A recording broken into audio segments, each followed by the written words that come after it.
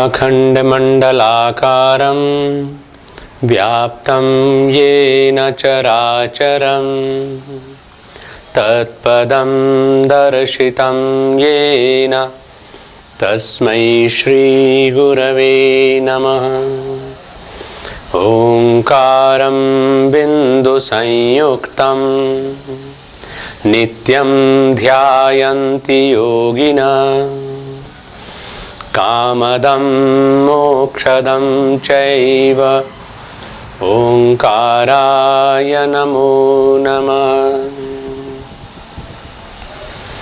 ओम सर्वे भवन्तु सुखिनः, सर्वे सन्तु निरामया, सर्वे भद्राणि पश्यन्तु मा कश्चित् दुःखभाग् भवेत्।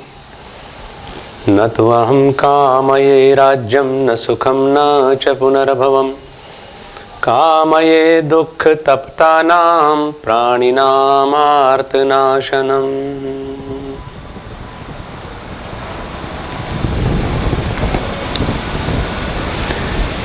प्रिय योग जिज्ञासुओं,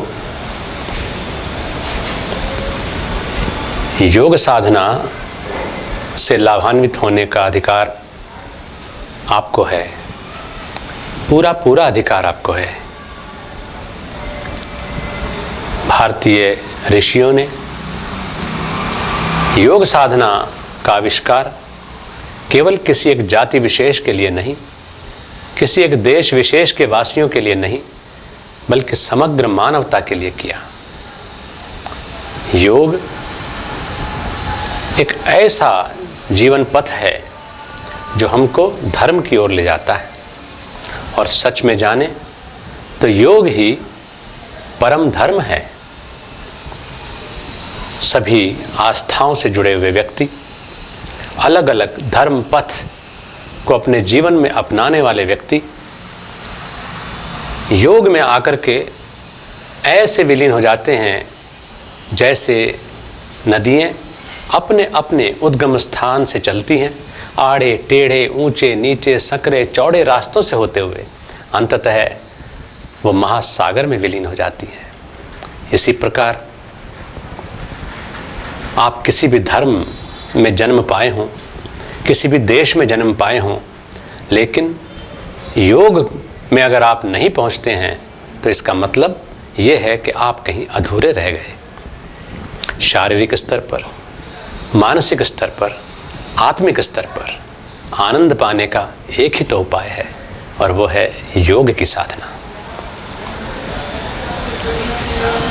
लेकिन हर विद्या को अपनाने का एक तरीका है, उसके लिए हमें सुपात्रता सिद्ध करनी होगी। योग के ये एपिसोड्स जो आपके लिए शुरू किए जा रहे हैं, इन पर चलने से पहले आप कुछ नियमों का पालन करेंगे। देखा देखी साधे योग, छीजे काया बाढ़े रोग।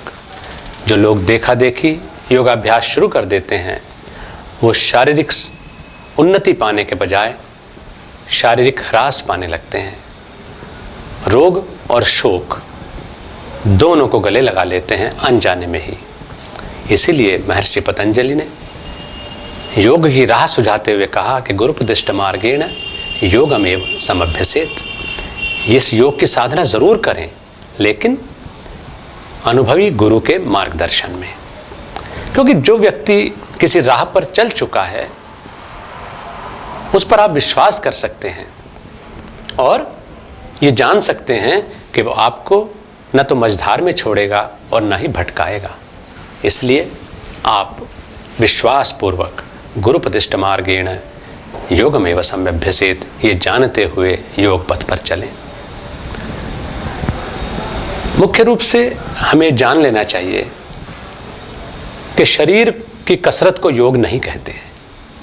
आसन योग का एक छोटा सा हिस्सा है। इससे हम आरोग्य को प्राप्त करते हैं, आयुष्य को प्राप्त करते हैं, स्थिरता को प्राप्त करते हैं और शाश्वत सौंदर्य को प्राप्त करते हैं। हठस्य प्रथमांगत्वाद तदासनम पूर्वम उच्यते कुर्यादासनम स्थैर्यम आरोग्यम च अंगलाघवम।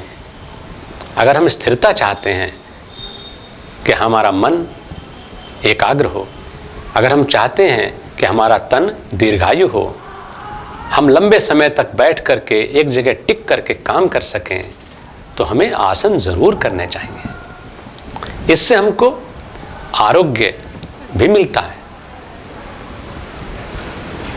तन के रोग और मन के रोग दोनों ही तो खत्म होते हैं, क्योंकि योग शारीरिक कसरत नहीं बल्कि मनोकायिक क्रिया है। मन और काया दोनों का संयोग होता है तब योग होता है। और फिर तीसरी चीज हम चाहते हैं अंगलाघवम, बढ़ता हुआ कॉस्मेटिक्स का प्रयोग, बढ़ते हुए आर्टिफिशियल ब्यूटी डिवाइसेस हमारी खूबसूरती को बढ़ाने के बजाय बिगाड़ देते हैं।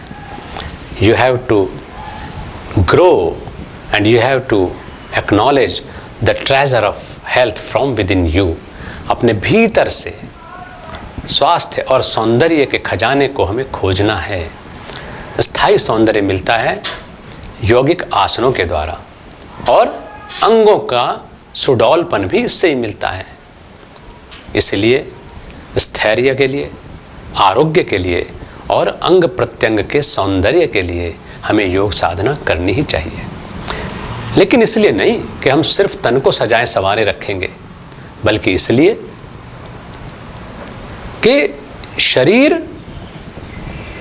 धर्म का मार्ग है, धर्म का साधन है। शरीर माध्यम खलु धर्म साधनम इदम शरीरम। ये जो हमारा शरीर है ये धर्म को पालन करने का साधन है। योग हमें बताता है कि मोक्षाय तन, ये हमारा तन मोक्ष की प्राप्ति के लिए है। ये हमारा तन मुक्ति की प्राप्ति के लिए है। अज्ञानता से मुक्ति, बंधनों से मुक्ति, दुखों से मुक्ति, रोग व शोक से मुक्ति। ये भोगायतन नहीं है। तन सिर्फ भोग करने के लिए नहीं है। इसलिए शरीर माध्यम खलु धर्म साधनम, क्योंकि ये साधन है। तो अगर अच्छा साधन नहीं होगा तो फिर हम अच्छी यात्रा कैसे कर पाएंगे? किसी 100 साल पुरानी मॉडल की कार से हम लंबी यात्रा, सुरक्षित यात्रा नहीं कर सकते। इसलिए ज़रूरी है कि हम अपने वाहन को ठीक ठाक रखें। जैसे आप घर से निकलने से पहले अपनी गाड़ी का हवा, पानी, पेट्रोल सब चेक कर लेते हैं, तब यात्रा शुरू करते हैं। इसी तरह से इस गाड़ी में, जिसमें हम 100 साल कम से कम ज़रूर रहेंगे, क्योंकि वेद कहते हैं कि जीवेम शरदः शतम पश्येम शरदः शतम, जीवेम शरदः शतम पश्येम शरदः शतम शृणुयाम शरदः शतम प्रब्रवाम शरदः शतम अदीनास्याम शरदः शतम भूयश्च शरदः शतात्। हम 100 साल तक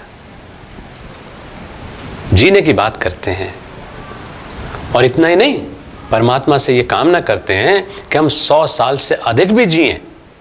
तो इसी प्रकार से तेरा नाम लेते हुए जिएं, तेरे निर्देशानुसार कर्म करते हुए जिएं, तेरी अद्भुत लीला को देखते हुए जिएं, तेरा गुणगान करते हुए जिएं, और अधीनास्याम, अधीन होकर के जिएं।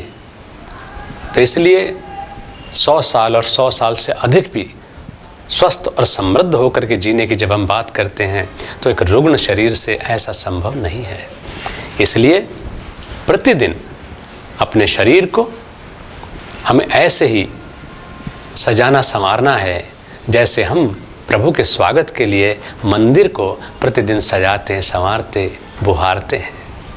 हम इसे सजाएं, संवारें, लेकिन बुहारें भी। इसलिए आइए इस शरीर को स्वस्थ रखने की बात करें, लेकिन साथ साथ मन को बुहारने की भी बात करें। इसके लिए हमें कुछ चीज़ें जान लेनी चाहिए। वो क्या है कि योगाभ्यास का समय कोई नहीं है। हर समय हमें योग की साधना करनी चाहिए। खावत पीवत सोवत जागत नेक बिसर नहीं जाए, खटकत रहत भाल जो हृदय में दर्दी के दर्द समाए। खाते पीते सोते जागते हमें हमेशा ही ध्यान रखना चाहिए कि हम योग साधक हैं। ये कर्म जो हम कर रहे हैं, ये व्यवहार जो हम कर रहे हैं, ये खान पान जो हम कर रहे हैं, ये देखना सुनना चलना फिरना जो कुछ हम कर रहे हैं, ये योग की मूल भावना के विपरीत तो नहीं है। इसको ऐसे ध्यान रखना चाहिए और फिर अपने दिव्य स्वरूप को ऐसे याद रखना चाहिए जैसे एक तकलीफ और पीड़ित व्यक्ति का ध्यान अपनी पीड़ा में लगा रहता है। लेकिन शरीर की जो साधना है, शरीर से संबंधित जो क्रियाएं हैं, उनको करने का निश्चित समय होता है। प्रातःकाल निर्विवाद समय है। क्यों? क्योंकि इसके लिए चाहिए एकांत, इसके लिए चाहिए निर्विघ्नता, इसके लिए चाहिए निरुपद्रता। उपद्रव नहीं होना चाहिए। निरुपद्रवता में अगर हम हैं तो हम योग की साधना अधिक मनोयोग से कर सकते हैं। इसलिए सर्वोत्तम समय ब्रह्म मुहूर्त का है कि प्रातःकाल 4 बजे उठ करके जल पिए, उषापान करें। अच्छा हो कि रात का ताम्र पात्र में रखा हुआ जल पिया जाए। उसके बाद थोड़ा टहल करके परमात्मा का ध्यान करते हुए अपने आप को शुद्धि की तरफ ले जाएं और शौच आदि से निवृत्त हो जाएं। तब हम ढीले कपड़े पहन करके यथासंभव सूती वस्त्र शरीर को छूते हुए हों, उनको पहन करके एकांत में अपना आसन लगाएं और योग की साधना शुरू कर दें। जिम्नेजियम के लिए तो आपको साधन की इंतज़ार रहती है, आपको जगह जगह साधन ढूंढने पड़ते हैं। लेकिन योग की साधना तो ऐसी चीज़ है कि आप जहाँ कहीं भी होंगे आपको 6 फीट जगह तो मिलेगी। आप होटल में हो, घर में हो, धर्मशाला में हो, दफ्तर के लॉन में हो। बहुत से लोग ऐसे हैं जिनकी रात की ड्यूटी होती है, उनका सवेरा दफ्तर में हो जाता है, तो कोई चिंता की बात नहीं है। तो आप जहाँ हैं आपको परमात्मा 6 सवा 6 फीट जगह देगा, वहाँ पर अपना योगाभ्यास शुरू कर सकते हैं। योगाभ्यास खाली पेट किया जाना चाहिए। शौच आदि से निवृत्त होकर के अपनी योग की क्रियाएं आरंभ करेंगे। योगाभ्यास करने में एक चीज़ खास ध्यान करनी है कि अति सर्वत्र वर्जयेत। अति नहीं करनी है। जहाँ हमने बताया कि देखा देखी साधा योग चीजे काया बाढ़े रोग, वहाँ ये भी है कि जो अति करते हैं वो भी कष्ट के भागी होते हैं। अति का भला न बोलना, अति की भली न चूप, अति का भला न बरसना, अति की भली न धूप। तो अति से बचो। तो इसलिए मॉडरेट रहिए। तो योगाभ्यास में ये देखें कि हमारा किसी से कोई कंपटीशन नहीं है। हमारा कंपटीशन सिर्फ अपने साथ है, अपनी परिस्थितियों के साथ है। कल जब मैं योग साधना की ओर प्रवृत्त हुआ तो तब मेरी मानसिकता कैसी थी, तब मेरे शरीर का स्तर कैसा था, तब मेरे प्राण की गहराई कैसी थी, तब मेरे शरीर की फ्लेक्सिबिलिटी और एनर्जी लेवल क्या था। आज मैं कैसा हूँ, बस यही सबसे अच्छा कंपटीशन है।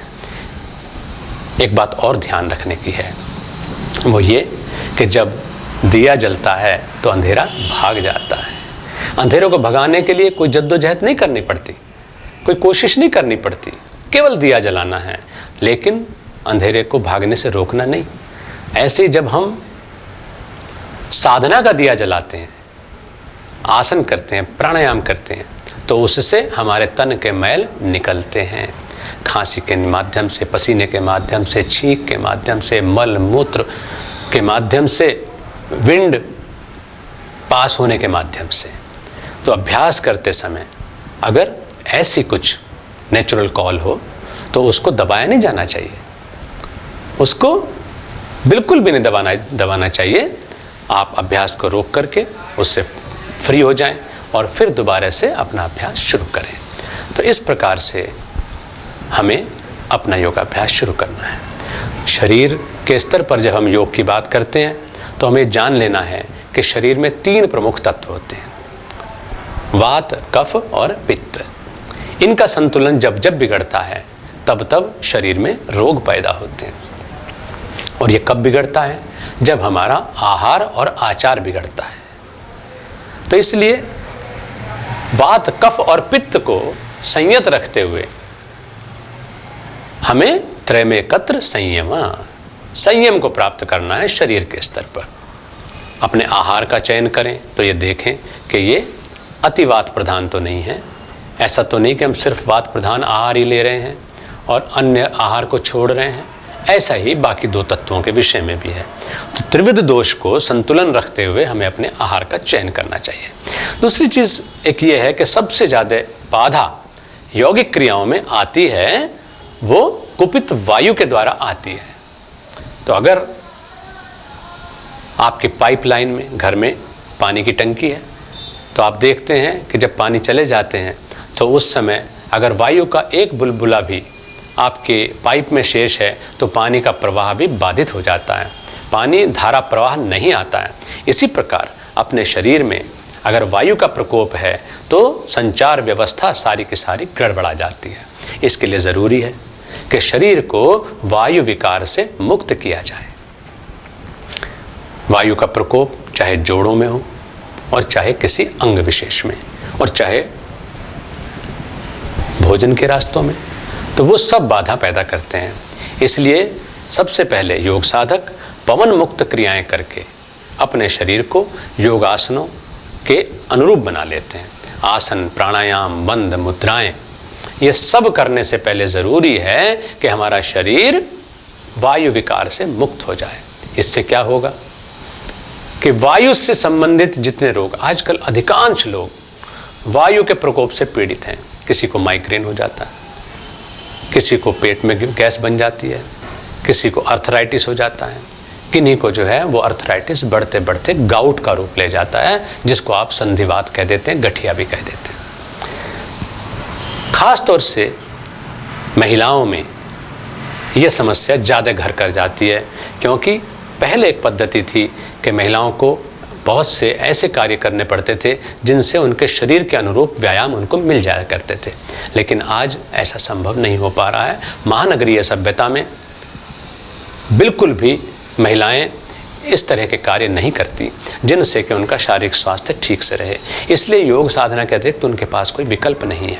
तो महिला हो या पुरुष हो, खिलाड़ी हो या विद्यार्थी हो, बच्चे हो या बूढ़े हों, सब लोग पवन मुक्त क्रियाएं लेकर के एक बार को शारीरिक रूप से और मानसिक रूप से हल्के फुल्के और फ्लेक्सिबल होने का एहसास कर सकते हैं। अनावश्यक मोटापा शरीर से छांट सकते हैं और उत्सर्जन के जो सारे कार्यकलाप हैं वो उनके सुचारू रूप से हो सकते हैं, आबाद गति से हो सकते हैं। तो आइए इस एपिसोड में हम पवन मुक्त क्रियाएं सीखेंगे। पवन मुक्त क्रियाओं में सबसे पहली क्रिया है तानासन। तानासन क्यों? देखिए, योग की क्रियाओं में जो जो आसन हैं वो यथा नाम तथा गुणा है। जैसे उनके नाम वैसे उनके गुण। हमने यत ब्रह्मांडे तत्पिंडे, जो कुछ ब्रह्मांड में है वो सब हमारे शरीर में भी है। तो इसलिए हर चीज से, हर जीव से, हर दृश्य से कुछ न कुछ लिया है। आसन, चाहे वो वृश्चिक आसन है, चाहे वो सिंहासन है, चाहे वो वृक्षासन है, चाहे वो पर्वतासन है, चाहे वो तड़ागी मुद्रा है, यानी ये सब क्रियाएं किसी न किसी प्रकृति से जुड़ी हुए तत्व से ही ली गई हैं। तो इसलिए जब ब्रह्मांडे तत्पिंडे, तो हमारे पिंड में सब कुछ है, तो इसलिए सब कुछ ठीक ठाक रहना चाहिए। हम लेंगे तानासन। तो तानासन में तान का मतलब ये आप अच्छी तरह जानते हैं, तान का मतलब है ट्यून, तान का मतलब है सुरताल। तो इसलिए हमारे शरीर की सुरताल न बिगड़ने पाए, इसलिए हम तान आसन करते हैं। रिदम बनी रहे हमारे मस्कुलर सिस्टम में, हमारे स्केलेटन सिस्टम में, हमारे नर्वस सिस्टम में, रेस्पिरेटरी सिस्टम में, डाइजेस्टिव सिस्टम में, और तो और हमारे ग्लैंडुलर सिस्टम में। तो हमारे सब सिस्टम्स ठीक से काम करें और एक दूसरे के साथ ट्यूनिंग के साथ काम करें। इसलिए उसको टोन अप करने के लिए ज़रूरी है तान आसन। तानासन करेंगे, उसके बाद पवन मुक्त क्रियाएं हम पंजे से लेकर के ऊपर शीर्ष भाग तक पूरा का पूरा शुद्धिकरण करेंगे पवन मुक्त क्रियाओं के माध्यम से। एक एक क्रिया को देखें, समझें और करें मेरे साथ।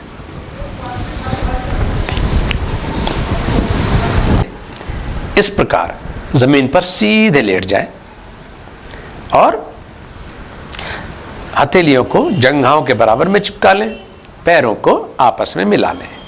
सांस भरते हुए एक ही सांस को इस प्रकार लंबा लेना है कि हाथों के सिर की ऊंचाई तक और ऊपर जमीन तक छूने तक सांस पूरा भर लिया जाए और फिर उस स्थिति में रुक करके कूल्हे से नीचे के हिस्से को नीचे की तरफ खींचना है और ऊपर के हिस्से को ऊपर की तरफ खींचना है। पूरे शरीर को इस तरह से स्ट्रेच करना है कि कोई भी हिस्सा आपकी पकड़ से छूटे नहीं। एक बार देखें, श्वास भरते जाएं,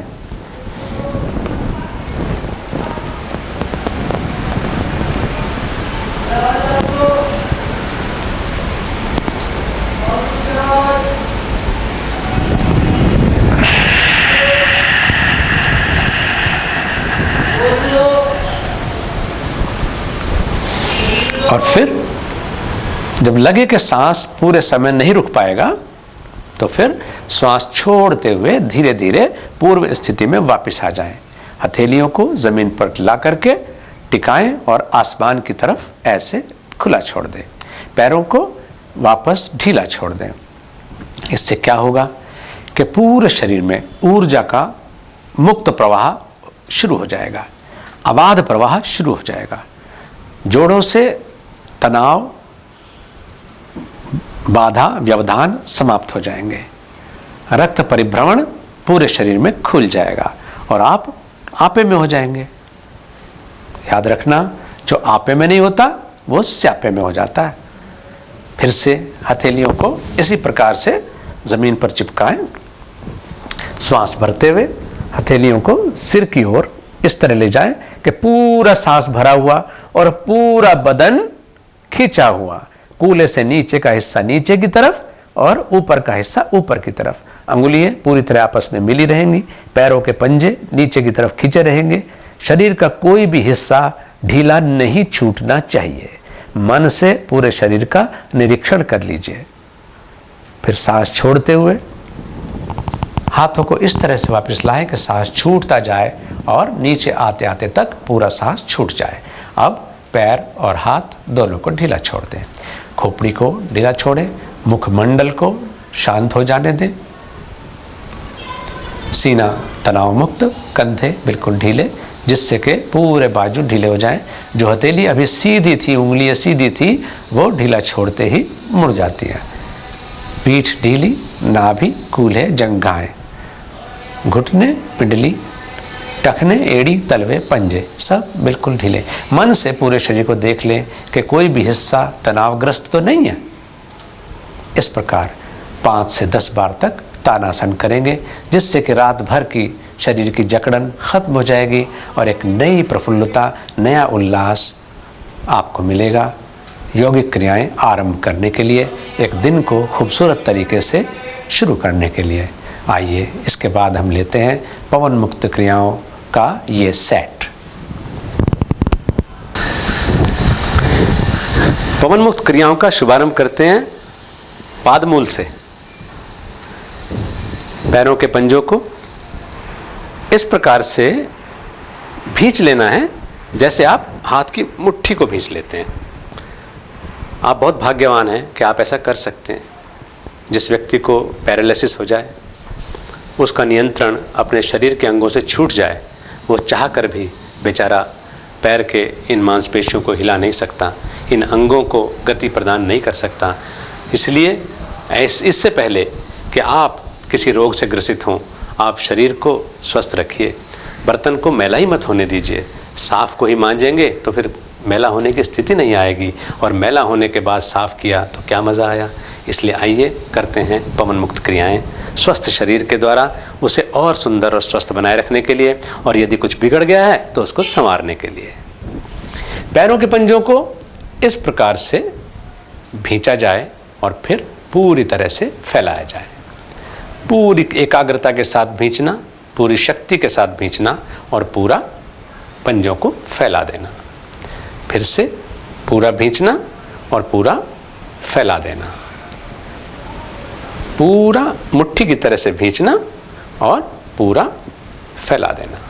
इसके बाद प्रयत्न शैथिल्यम, ढीला छोड़ दें। दूसरे स्टेप में पैरों को फिर से मिला लेते हैं और इस बार करते हैं टखने की क्रिया। इसमें क्या करना है कि पूरी दृढ़ता के साथ पंजों को अपनी तरफ खींचें, इस तरह से कि आपकी पिंडलियां वज्र की तरह कठोर हो जाएं, जंघाएं वज्र की तरह कठोर हो जाएं और फिर वापसी में ढीला छोड़ दें। फिर से अपनी तरफ खींचें और पिंडलियों को, घुटनों को, जंघाओं को पूरा कस लें, पंजे को अपनी तरफ खींचे हुए, और फिर वापस पूरा कर दें और प्रयत्न शैथिल्यम। एक बात जान लें कि योग क्रिया में जितना क्रिया महत्वपूर्ण है उतना ही विड्रॉल यानी प्रयत्न शैथिल्यम महत्वपूर्ण है। अगर आप प्रयत्न शैथिल्यम नहीं करते हैं तो आप सिर्फ कसरत करते हैं, उससे टिश्यूज़ को रिकवर होने का, स्नायविक प्रवाह को पूरी तरह से स्वाभाविक होने का मौका नहीं मिल पाता है। आप अनावश्यक थकान लेते हैं और अभ्यास अधूरा रह जाता है।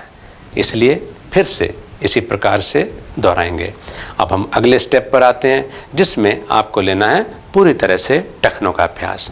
इसमें दोनों पैरों को इसी प्रकार से मिला करके रखें और एड़ी पर बड़ा चक्र बनाते हुए इस प्रकार से पंजों को चक्राकार घुमाया जाए।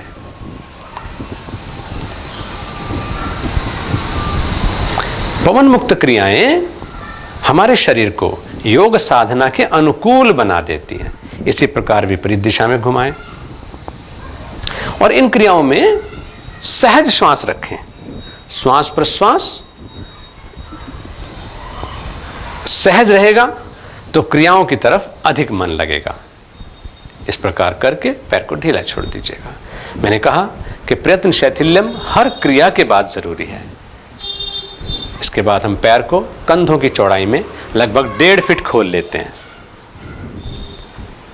अब दोनों पैरों को विपरीत दिशा में घुमाने का अभ्यास हम लेंगे। एड़ी पर ही टखने से मूवमेंट होना है, इस प्रकार से कि पंजों को अंदर की तरफ से बाहर की तरफ चक्र देंगे। घुटनों को सीधा ही रखना है। क्रिया टखने पर हो रही है। एड़ी पर धुरी बना करके चक्राकार घुमा रहे हैं दोनों पैरों को। और फिर इसी प्रकार अपोजिट, अब बाहर से भीतर की तरफ चक्र लेंगे। बड़ा शून्य बनाइए अपने पैरों के पंजों से।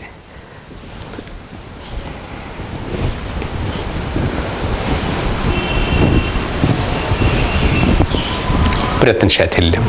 पैर को फिर ढीला छोड़ देते हैं और आराम करते हैं। पवन मुक्त क्रिया भी वहीं से शुरू होनी है जहां आप खड़े हुए हैं। हर व्यक्ति की यात्रा उस स्टेशन से शुरू होती है जिस स्टेशन पर वो खड़ा है। अगर कोई बुजुर्ग या गठिया से पीड़ित व्यक्ति इस प्रकार से अपने टखने को मूवमेंट देने में असुविधा महसूस करता है तो हम इसको इस प्रकार से भी कर सकते हैं।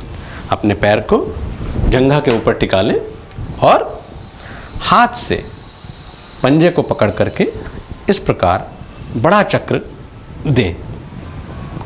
इसी प्रकार विपरीत दिशा में भी इसको घुमाया जा सकता है।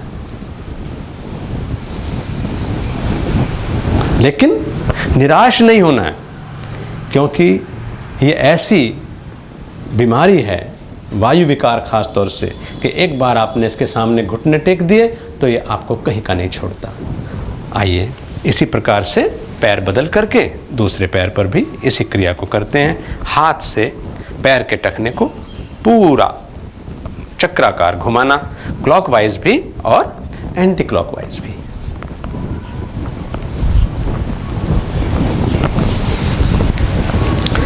इसके बाद हम लेते हैं घुटने से संबंधित क्रिया। इसमें पैर को अपने नज़दीक ले लें और इस प्रकार से जंघा को पकड़ करके पेट के पास समेट लिया जाए कि जंघा का दबाव पेट के ऊपर बना रहे। पैर को अपने नज़दीक ही रखना है, ये ख़ास तौर से ध्यान रहे। और फिर नीचे, घुटने से नीचे के हिस्से को पूरा सीधा करना और वापस पूरा फोल्ड कर लेना। पूरा सीधा करें, पूरा फोल्ड करें। ये गलती नहीं करनी कि सीधा करने की कोशिश में आप पैर को आगे पीछे हिलाने लगें, ये गलत है। इसको नज़दीक रखिए और पैर को, दूसरे पैर को सीधा बनाए रखेंगे और घुटने से नीचे के हिस्से को सीधा फैलाना और फिर पूरा फोल्ड कर लेना। जंघा पेट के पास ही चिपकी रहेगी। इस प्रकार से ये मूवमेंट लेंगे,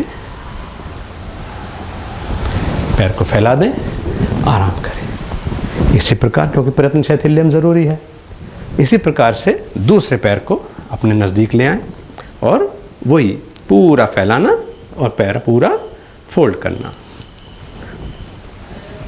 पूरी क्रिया के दौरान जंघा पेट के अगेंस्ट दबी रहेगी, बाजू से इसे अपने पास सटाए रखेंगे। इसके बाद हम आते हैं घुटने की दूसरी क्रिया पर। फिर से इसी प्रकार इसको नज़दीक से पकड़ लें और घुटने से पैर को चक्राकार घुमाना, इस प्रकार। बड़ा शून्य बनाने की कोशिश करनी है, लेकिन जंघा को अपने पास रखना है। इसी प्रकार विपरीत दिशा में बड़ा चक्र दीजिए, पैर को पूरा मूवमेंट देने की कोशिश करिए, लेकिन जंघा को अपने पास बनाए रखिए। यही क्रिया हमें दूसरी जंघा पर भी दोहरानी है। जंघा को नज़दीक और घुटने को चक्राकार, इस प्रकार से कि पैर से बड़ा शून्य बनाया जाए।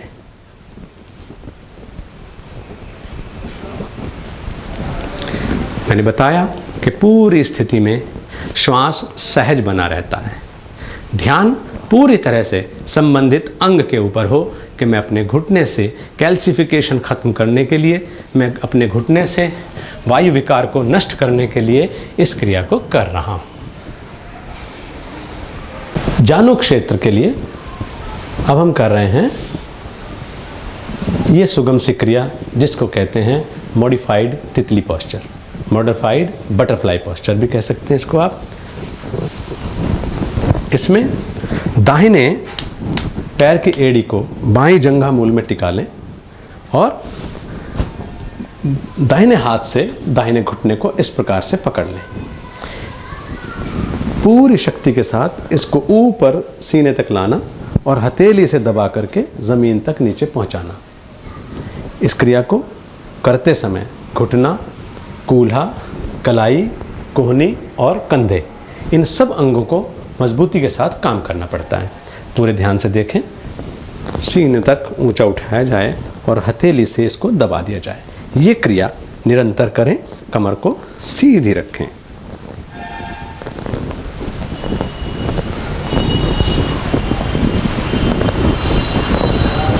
वापस पैर को फैला दें, दूसरे पैर पर भी इसी तरह से दोहराएं। ऊंचा सीने तक लाना और नीचे ज़मीन तक मजबूती के साथ टिकाना। लगातार 5 से 10 बार तक इन क्रियाओं को करेंगे। 5 बार से आरंभ करें और यथा सामर्थ्य धीरे धीरे बढ़ाते जाएं और 10 तक इसको दोहराएं।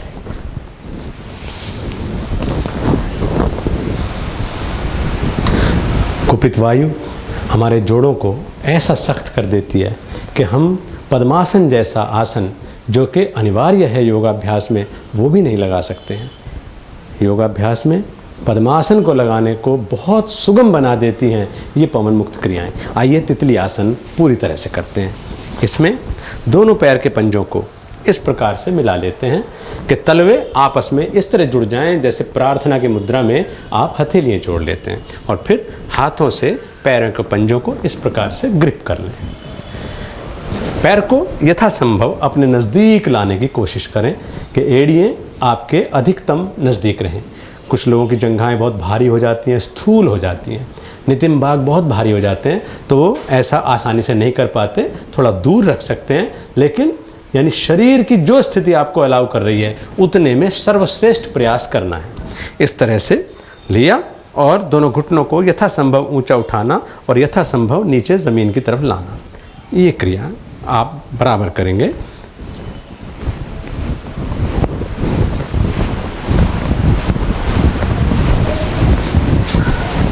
इसको कई लोग इतना जल्दी करना चाहते हैं कि उससे उनकी रिदम बिगड़ जाती है और क्रिया पूरी नहीं हो पाती। इस तरह से लगातार झूले की तरह से इसको हिलाना ठीक नहीं है। आप पूरा मूवमेंट दें, नीचे तक, पूरा ऊपर तक, धीमे करें लेकिन नियंत्रित करें।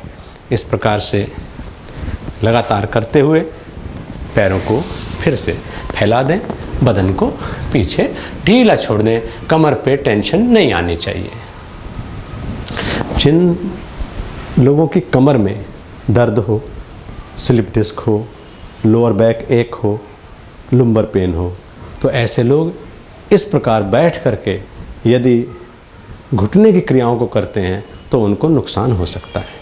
तो उनके लिए ज़रूरी है कि वो इन क्रियाओं को लेट करके कर लें। लेट करके आप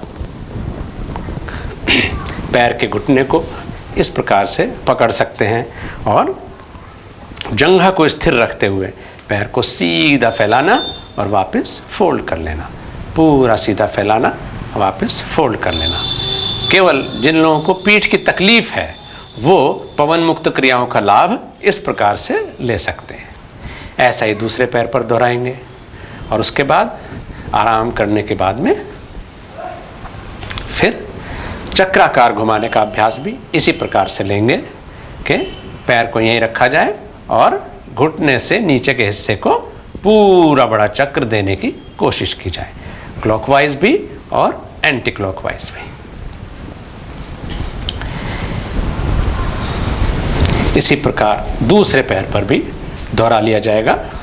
पहले सीधा करने वाला अभ्यास और इसी प्रकार से चक्राकार घुमाने का अभ्यास, पूरा बड़ा चक्र देना, क्लॉकवाइज और एंटी क्लॉकवाइज।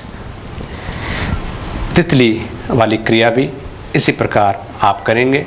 जंघा पर पैर को टिका लेंगे इस प्रकार और बाएं हाथ से दाहिने पंजे को पकड़ लेंगे।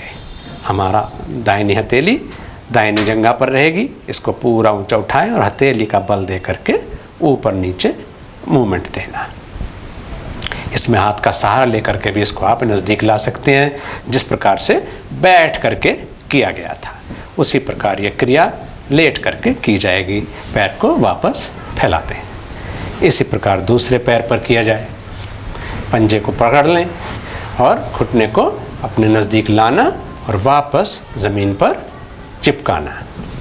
कूल्हे को ढीला जितना रखेंगे इस क्रिया में उतना ही ये क्रिया अधिक परफेक्शन से होगी, अधिक पूर्णता इसमें होगी। और फिर इसी प्रकार दोनों पैरों के तलवे आपस में मिला लेंगे, नज़दीक कर लेंगे पैरों के तलवों को और ये मूवमेंट इस प्रकार से लिया जाएगा कि पैर के पंजे नज़दीक रहें और घुटने पास आएंगे और फिर से ज़मीन की तरफ उनको ले जाने की कोशिश। जंघाओं को जितना ढीला रखें, कूल्हे को जितना ढीला रखें, उतना इस क्रिया में पूर्णता होगी। इसके बाद लेट करके प्रयत्न शैथिल्यम, ऐसा आराम दें। तो ये उन लोगों के लिए प्रकारांतर है जो पीठ के दर्द से पीड़ित हैं और लोअर बैक की पीड़ा की वजह से सीधे बैठ करके करना उनके लिए हानिप्रद हो सकता है। पवन मुक्त क्रियाओं की श्रृंखला को आगे बढ़ाते हुए अब हम आते हैं कूल्हे पर। कूल्हा जिसके बल पर हम आगे झुकने का काम, पीछे झुकने का काम, दाएं बाएं झुकने का काम करते रहते हैं, वहाँ अगर कुपित वायु हमें परेशान करे तो हमारी ये सारे मूवमेंट्स गड़बड़ा जाते हैं। पीड़ा हमें तनाव दे देती है, पीड़ा हमें कुंठा देती है और झुंझलाहट देती है। तो इसलिए झुंझलाहट से बचने का सबसे अच्छा तरीका है आए अगली क्रिया पर। इसमें पैर को इसी प्रकार से फोल्ड कर लेंगे कि दाहिने पैर का एड़ी जंघा मूल के पास टिकी रहेगी और घुटने को बाएं हाथ से थाम लेंगे, दाहिने हाथ से थाम लेंगे। अब पूरा बड़ा चक्र देते हुए इस प्रकार से घुमाना है कि कूल्हे बिल्कुल ढीले रहें और घुटने से बड़ा शून्य बनाया जाए।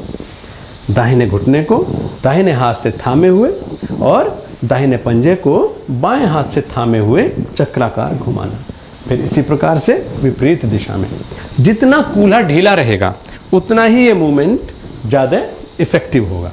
इस क्रिया को करते समय श्वास को सहज रखिए, लेकिन जितना हो सके पैर को ढीला रखते हुए बड़ा चक्र देना है। इसके बाद पैर को सीधा फैला लेते हैं और प्रयत्न शैथिल्यम, क्योंकि हर क्रिया के बाद प्रयत्न शैथिल्यम उस क्रिया के फल तक हमको पहुंचाता है। अगर हम प्रयत्न शैथिल्यम नहीं करते हैं तो ये रेगरस एक्सरसाइज हो जाती है जो अधूरापन लिए हुए होती है। इसी प्रकार दूसरे पैर को भी हम दोहराएंगे, यानी दाहिने हाथ से बाएं पंजे को पकड़ लिया जाए, एड़ी को उदर मूल के पास टिका लें और बाएं हथेली से बाएं घुटने को थाम लिया जाए। पूरा बड़ा शून्य इससे भी इसी प्रकार बनाना कि घुटने से पूरा बड़ा शून्य बनाया जाएगा, क्लॉकवाइज भी और फिर एंटी क्लॉकवाइज भी।